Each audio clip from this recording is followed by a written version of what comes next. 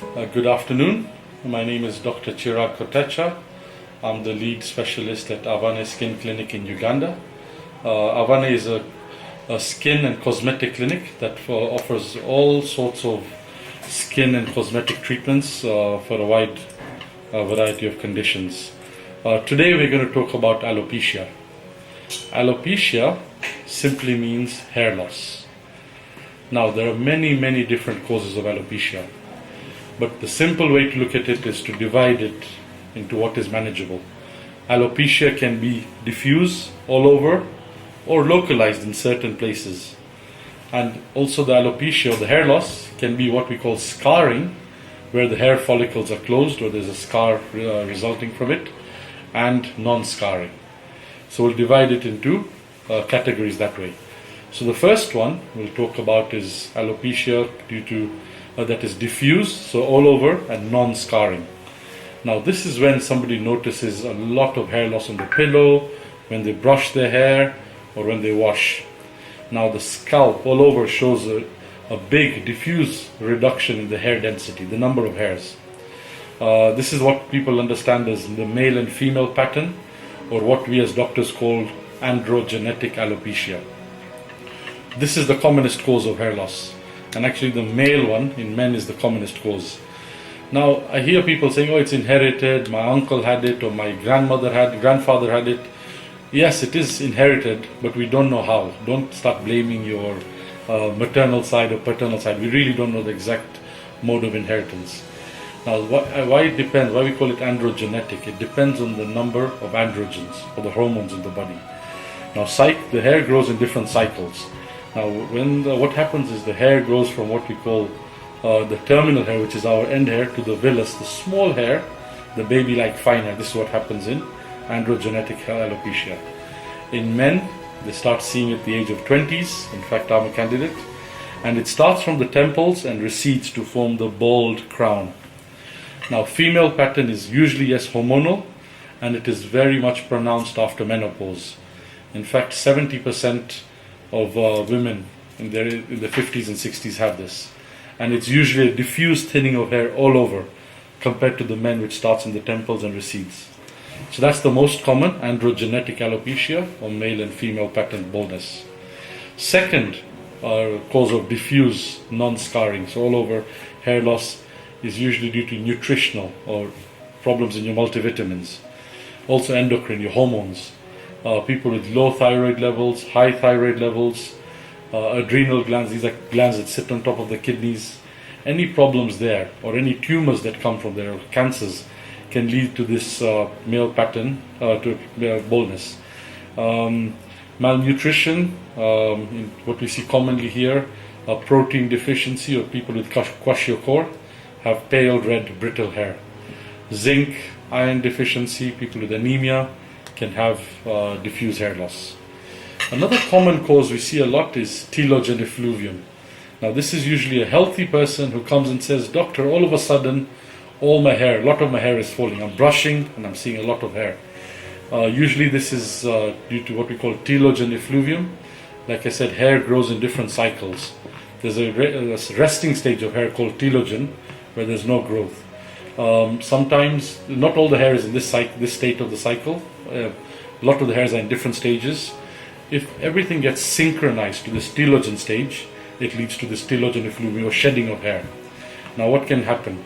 People with high fever, childbirth, surgery, reaction to any drugs, a lot of stress, can synchronize all these hairs, the growth of the hair, into the telogen stage, leading to telogen effluvium. Then another cause of diffuse non-scarring is drug-induced hair loss, where you do with a sudden stop of hair growth from anagen. Anagen is the growth stage of the hair, compared to telogen we talked about. So if somebody's been poisoned, started taking new medications such as heparin, you see this common in people with chemotherapy undergoing cancer treatment, colchicine, warfarin. These are many drugs that can lead to this drug-induced, what we call anagen effluvium, or cessation or stopping of the hair growth. So those are the diffuse non-scarring. Then there is localized non-scarring, which are specific bald patches, patchy hair loss. The most common we see is what we call alopecia areata. And this is what people say, I've got a bald patch, what happens? It's very common, and it's autoimmune, meaning the body is reacting on itself. Where the anagen stage or the growth stage is just prematurely arrested. It usually happens in people in the second or third decade of life, where they've got a sharply defined area of non-scarring hair loss. It's a sharply area. It can affect the eyebrows, it can affect the beard, and what we see when I look at it through my microscope is exclamation hair marks, what we call exclamation hair marks. They're thicker at the top and taper down, or thinner down at the bottom. Also their nails are affected. Some people show what we call pitting in the nails. Now the outcome of this disease is unpredictable. The patches can enlarge slowly, or they can regrow again with white hair. Now early onset, if it's early onset in early age and extensive, it can affect the back of the head, or if somebody's got an allergy of some sort, this points towards a poor prognosis. This alopecia areata can also affect the whole scalp, what we call alopecia totalis, or the whole body. I've seen one case where the whole body hair is gone. This is alopecia universalis, but they're very rare. Treatment for this includes intralesional steroids, where we inject some steroids into the specific affected area to calm down the immune system, and some multivitamins. We make sure their vitamin D levels are well taken care of and are supplemented. Then in children, cause of localized non-scarring hair loss, and can happen to adults too, is a scalp infection such as a ringworm can affect it.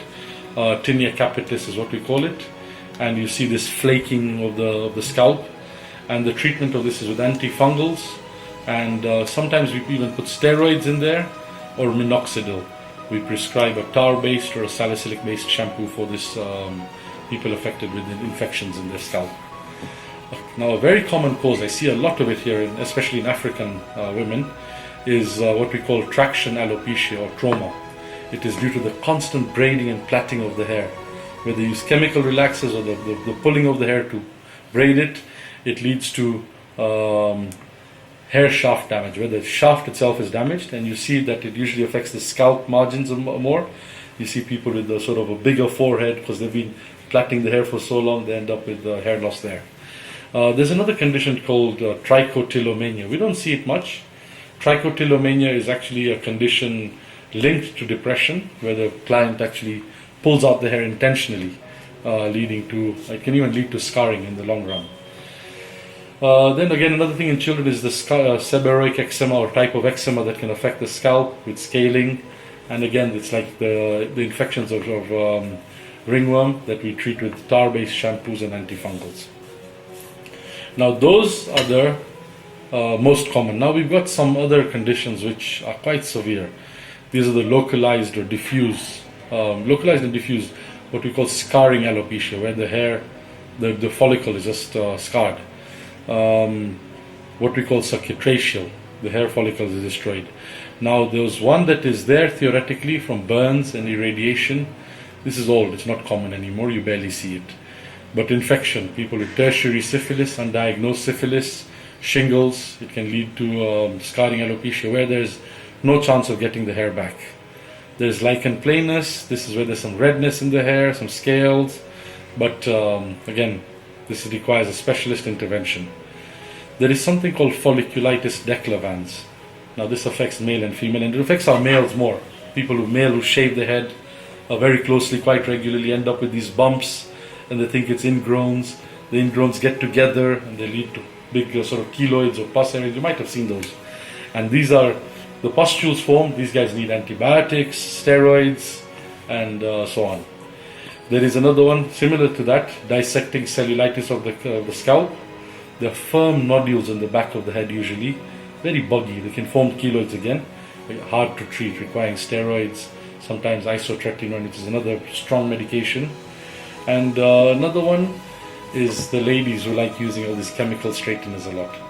We got something called central centrifugal subcutraceal alopecia, which is the classic picture is a middle-aged woman who has been using chemical straighteners for a long time, and they've got real hair loss at the top, very tricky to treat. It needs steroids, antibiotics, and minoxidil. So that is a bit on the background and different types of alopecia. Simple questions now. Are there any signs? We've talked about this. Any cause of hair loss you have, however mild, please do see your doctor, because in the early stages they can be managed. You can have a good recovery. But if you wait thinking that, I'll get overcome it, it's just a passing phase, it could be something sinister that could lead to more diffuse, more difficult type of hair loss to be treated. Can you grow your hair back? Yes, we have different types. Again, it depends on the cause of the hair loss, the conditions we talked about, and the severity. What I said, don't wait to seek help. We may not be able to reverse it if you keep delaying it. How long does it take for alopecia? If we do get successful treatment, remember, hair growth grows in cycles. It is a long haul. You need treatment for 6 months up till 2 years. You may need quite a lot of treatment, medications, topical treatments, such as minoxidil, which is commonly available. You apply in the area of hair loss. We have something called LED or iGrow, laser-based hair growth. There is something called platelet-rich plasma therapy, where we take your blood and inject it with some stem cells into the scalp to help your hair grow back. Obviously, this is after we've stopped the disease with the steroids or treating the cause before, whether it's a fungal infection and so on. There are wigs to be worn, obviously, at the end of the severe cases. There is something called Regenera that we have here at Avane. It is injecting of stem cells. We take a sample of your own hair from the back, your own stem cells, and inject it into the specific areas. And at the severe end of the spectrum, there's hair transplant, which is a very slow process, but we have to implant each hair follicle into the scalp, and depending on the health of the scalp, these hair follicles could be viable or they could fall off. Alopecia is balding. There is no difference between alopecia and balding. It is another term for it. Now, one question I'm just reading here: how possible is it for one to get it because it's in their family history? I said yes, it does increase the chance of getting alopecia, but we don't know the exact mode of inheritance. Does it occur equally in males and females? Male pattern baldness, or the androgenetic alopecia, is the most common, but in Uganda we see women with that alopecia due to chemical straighteners. I told you, central centrifugal alopecia, and the traction alopecia from pulling of the hair over time. So, at what age? It's usually the second or the third decade people start noticing hair loss, and if they wait for it, by the time they get into their 50s, they usually have a lot of hair loss or bald patches. So the key takeaway messages are: any form of hair loss, there could be many causes. Please do seek specialist help. My name is Dr. Kotecha. We are available at Avane Skin Clinic at Forest Mall, Logogo Bypass. You can call us anytime, 0758 232 889, and we can help get to the bottom of your hair loss issues after having a thorough examination. But do remember, it is not a quick fix. I'll be seeing you regularly to get your hair loss problem sorted out. Thank you very much.